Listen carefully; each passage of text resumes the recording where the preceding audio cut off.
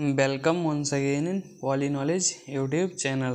तो गाइस आ गए अपने चैनल पर एक नया वीडियो लेकर, जिसमें हम आपको पढ़ाएंगे डेल्टा और मेश सिस्टम।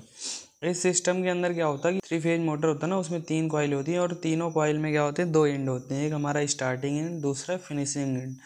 तो इसमें जो हमारा डेल्टा कनेक्शन बनाया जाता है मोटर की बाइंडिंग का, तो उसमें क्या किया जाता है कि ये हमारी, आपको हम बना के दिखा देते हैं। ये हमारा क्या है, 3 कॉइल मान लीजिए, जो कि हमारी मोटर की 3 फेज मोटर की रहेगी। ये हमारा क्या है, R1 वाली कॉइल है, इसका स्टार्टिंग एंड है ये R1 R2। ये वाई जिसे हम बोलते हैं येलो फेज, उसकी कॉइल है, इसका स्टार्टिंग एंड Y1। और इसका स्टार्टिंग के बाद ये जो हमारा है फिनिश एंड Y2। और ये हमारी ब्लू जिसे हम बोलते हैं बी फेज, इसका स्टार्टिंग एंड B1 और ये B2।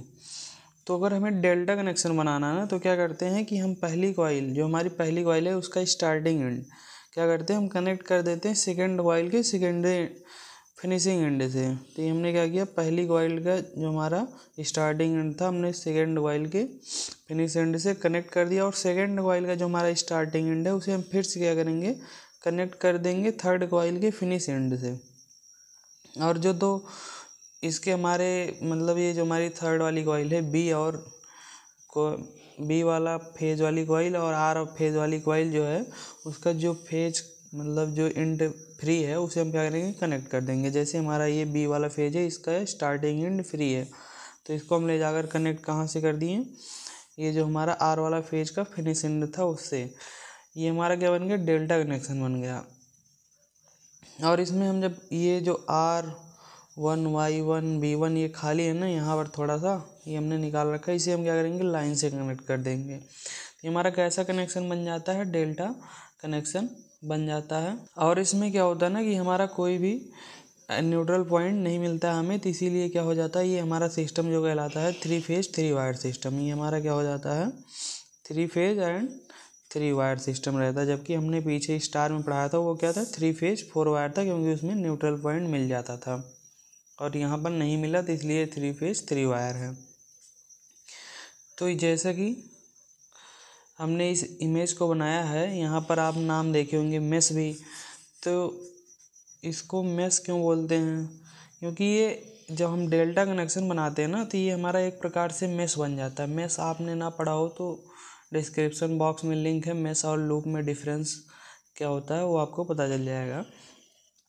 तो इसको जो हम एक और कनेक्शन देते हैं ना, एक प्रकार से और इसका कनेक्शन बना देते हैं, तो वो हमारा क्या हो जाता है, मेश बन जाता है। इसीलिए हम क्या करते हैं, इसे मेश भी बोलते हैं। कुछ इस प्रकार से जब हम बना देते हैं, ये डेल्टा के आकार का भी हो जाता है, और ये डेल्टा के आकार का होने के साथ साथ इसके अंदर एक मेश बन जाती है। ओके, तो इसीलिए क्या कहते हैं, इसे मेश भी बोल देते हैं हम।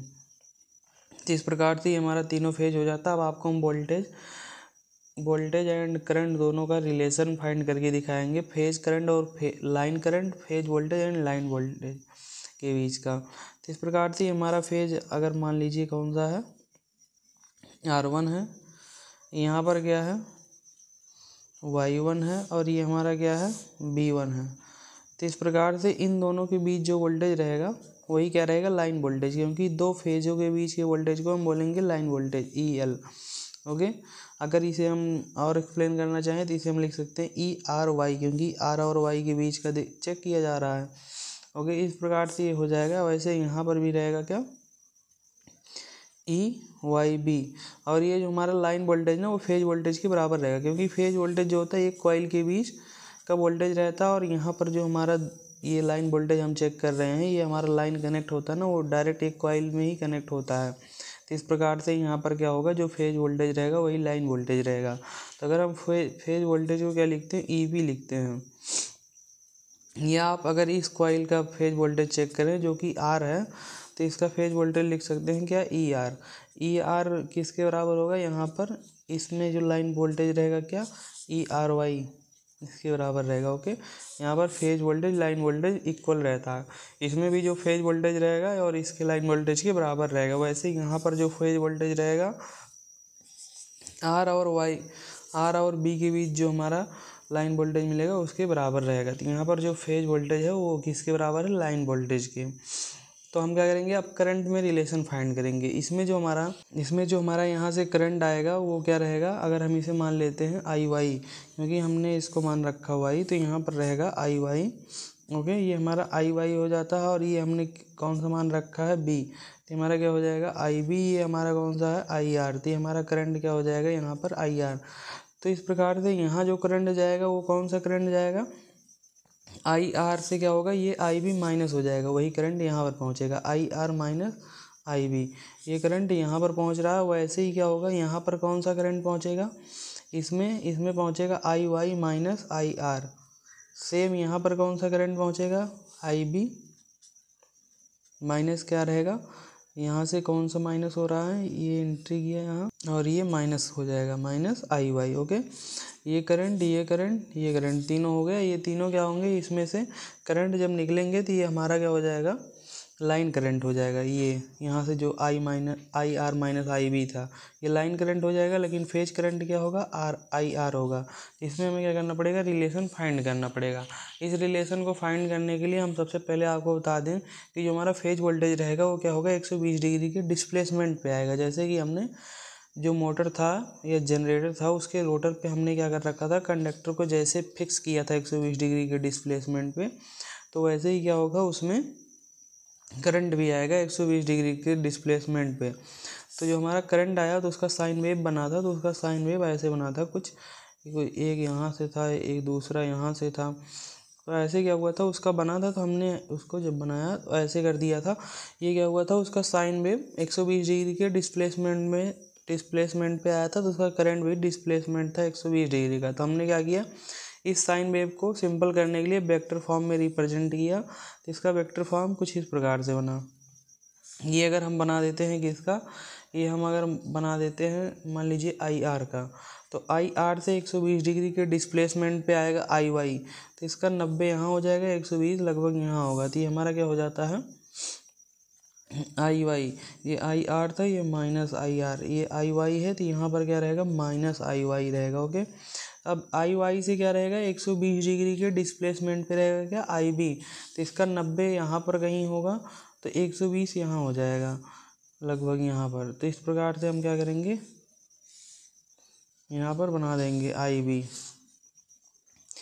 तो ये क्या हो गया हमारा, आई आर से आई वाई 120 डिग्री के डिस्प्लेसमेंट पे, आई बी से आई वाई से, यहाँ से आई वाई से जो आई बी रहेगा कितने डिग्री डिस्प्लेसमेंट पे, 120। तो इस प्रकार से हमने क्या किया, ये बना दिया है। हमें क्या करना है, अभी हमें इन दोनों के बीच में कौन सा करंट फाइंड करना है, इन दोनों के बीच में अभी ये फेज करंट है, इसके बीच में हमें क्या करना है, लाइन करंट फाइंड करना है। तो लाइन करंट हम क्या करेंगे, इन दोनों वेक्टर का फेजर सम निकाल लेंगे, वही क्या हो जाएगा, लाइन करंट के बराबर आएगा। क्योंकि लाइन करंट क्या है, I R minus I Y, तो इन दोनों के बीच जो आएगा I R minus I Y, वो कौन सा करंट हो जाएगा, इस लाइन में करंट हो जाएगा। तो इसका जब हम फेजर सम निकालेंगे, तो फेजर सम हमारा क्या होगा, पैरेललोग्राम मेथड लगा के। पैरेललोग्राम मेथड क्या होता है, इन दोनों वेक्टर को ऐसा ज्वाइन करो, पैरेललोग्राम बन जाए, और उसका विकर्ण जो मान लीजिए ये विकर्ण हमें फाइंड करना है, तो इन दोनों वेक्टर, ये विकर्ण अगर हमें फाइंड करना है, ये विकर्ण हमारा क्या होगा, I R minus I Y होगा। तो I R minus I Y equal to क्या होगा, रूट के अंदर इस करंट का स्क्वायर प्लस इस करंट का स्क्वायर। तो आई वाई का जब हम क्या करेंगे, स्क्वायर करेंगे, I square Y plus I R का स्क्वायर करेंगे, तो इतना plus 2 I Y into I R cos theta. Cos theta जो होता है वो एंगल क्या होता है, इन दोनों के बीच का एंगल होता है। इन दोनों के बीच का एंगल कैसे पता करेंगे, यहाँ से यहाँ तक कितना डिग्री है, 120 डिग्री। और ये एक रेखा है, एक रेखा होने के कारण इस पर कितना डिग्री का एंगल बनेगा, 180 बनेगा, 360 नहीं, 180। तो ये हमारा क्या हो जाएगा, 120 और 180 मिलकर कितना हो जाएगा, 300। और तो ये बचेगा कितना, 60 ही तो बचेगा। ये एंगल कितना हो जाता है, 60। तो इस प्रकार से हम क्या किए, ये हमने जो रख दिया। अब इसका क्या करेंगे, सॉल्व करने के लिए हम यहाँ पर cos 60 का मान रखेंगे। cos 60 का मान होता है 1/2। तो हम इसको अब सॉल्व कर लेंगे तो इसको हम सॉल्व कर लेंगे। यहाँ पर जैसे ही मान रखेंगे 1/2 से ये 2 कट जाएगा, तो ये क्या हो जाएगा हमारा, रूट के अंदर हो जाएगा आई वाई का स्क्वायर प्लस आई आर का स्क्वायर प्लस यहाँ पर जैसे ही cos 60 का मान रखिए ये 2 से वहाँ 1/2 से कट जाएगा तो हो जाएगा क्या IY/IR। तो यहाँ से जो हमारा फेज करंट है, ये फेज करंट हमारा सभी में इक्वल होगा, क्योंकि जो IY है IR इसकल टू क्या रहेगा IB इसकल टू क्या कहलाएगा हमारा IP क्या है फेज करंट। इन IR व IY IB में आने वाला जो भी फेज करंट रहेगा इक्वल रहेगा, तो इसे हम क्या कर सकते हैं IP के बराबर लिख सकते हैं। तो जब हमने सबको IP लिखा तो क्या हो जाएगा IP का स्क्वायर प्लस IP का स्क्वायर। यहाँ पर जब दोनों का मल्टीप्लाई होगा IP रख के, तो यहाँ पर भी हो जाएगा क्या IP का स्क्वायर। ये हमारा क्या था, तो इस प्रकार से हमारा क्या हो जाएगा IR माइनस IY बराबर हो जाएगा रूट के अंदर क्या हो जाएगा 3IP स्क्वायर। तो जब हम इसे सॉल्व करेंगे तो क्या हो जाएगा √3IP हो जाएगा। IR माइनस IY बराबर कितना आ गया √3IP आ गया। इस प्रकार से हमारा क्या हो जाता है, ये लाइन करंट है और ये हमारा क्या है फेज करंट। फेज करंट का कितना गुना हो जाता है लाइन करंट √3 गुना। जबकि वहाँ पर स्टार कनेक्शन जो हमने बताया था, स्टार कनेक्शन में क्या था, वहाँ पर वोल्टेज था। वोल्टेज जो था हमारा वो क्या करता था फेज वोल्टेज का √3 गुना था। कौन सा लाइन वोल्टेज स्टार कनेक्शन में। जबकि यहाँ पर करंट आया था, यहाँ पर वोल्टेज क्या है, दोनों जो हमारा फेज वोल्टेज लाइन वोल्टेज वो सेम है।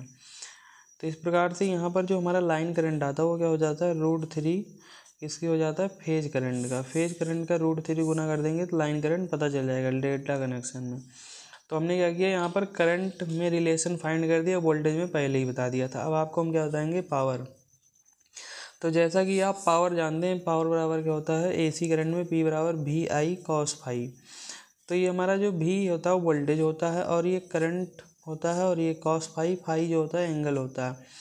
तो हम यहाँ पर वोल्टेज रखेंगे क्या, अभी फेज वोल्टेज रखेंगे, जो कि हमारा क्या कहलाएगा EP बोल सकते हो आप फेज वोल्टेज। करंट क्या होगा IP होगा cos फाई। अभी क्या है एक फेज के लिए ओनली वन फेज के लिए क्या आया पावर आया है, लेकिन हम क्या करेंगे तीनों फेज के लिए फाइंड करेंगे। अभी तीनों लाइन के लिए नहीं फाइंड किए हैं, लाइन वाले जो लाइन वोल्टेज रहेगा उसके लाइन वोल्टेज के पद में नहीं है, अभी ये फेज वोल्टेज के पद में। ओके, तो हम क्या करेंगे तीनों फेज जो है उसके पद में हमें फाइंड करना है। तो हमने क्या किया, तीनों फेज जो था उसका अगर हमें पावर फाइंड करना है तो हमने 3 से मल्टीप्लाई कर दिया। ये हमारा क्या आ गया, तीनों फेज के लिए टोटल पावर आ गया। क्या आ गया, टोटल पावर आ गया। लेकिन ये जो हमारा टोटल पावर हमें मिला है ना, ये टोटल पावर हमारा है फेज वोल्टेज के रूप में। ये हमारा क्या है फेज वोल्टेज और फेज करंट है। लेकिन हमें क्या करना है लाइन वोल्टेज और लाइन करंट में भी फाइंड करना है। तो हम सीधा क्या करेंगे, इसका मान रख देंगे। अभी हमने क्या किया था फेज वोल्टेज और फेज करंट का रिलेशन फाइंड किया है लाइन वोल्टेज और लाइन करंट से। तो जो हमारा फेज वोल्टेज है वो लाइन वोल्टेज के सेम बराबर है। तो हम क्या करेंगे सीधा यहाँ पर लिख देंगे लाइन वोल्टेज। लेकिन यहाँ पर जो हमारा करंट है वो क्या है फेज करंट का √3 गुना है। कौन सा, लाइन करंट। तो हम यहाँ से IB का मान लिखा देंगे IL/√3 आएगा। तो सीधा यहाँ पर लिखेंगे क्या IL/√3 cos फाई वैसे ही रहने देंगे और ये 3 आगे रहेगा। ये हमारा क्या हो जाएगा √3 से 3 कैंसिल होगा, हो जाएगा √3 EL/IL cos फाई। ये हमारा क्या आ गया पावर किसके पद में आ गया, ये जो हमारा लाइन वोल्टेज और लाइन करंट था उसके पद में पावर आ गया। ओके, तो इस प्रकार से हमने पावर भी फाइंड कर दिया। थैंक यू दोस्तों। अगर आपको हमारा वीडियो अच्छा लगा हो तो लाइक शेयर सब्सक्राइब करें। नेक्स्ट वीडियो में स्टार कनेक्शन और डेल्टा कनेक्शन में हम आपको क्या बताएंगे।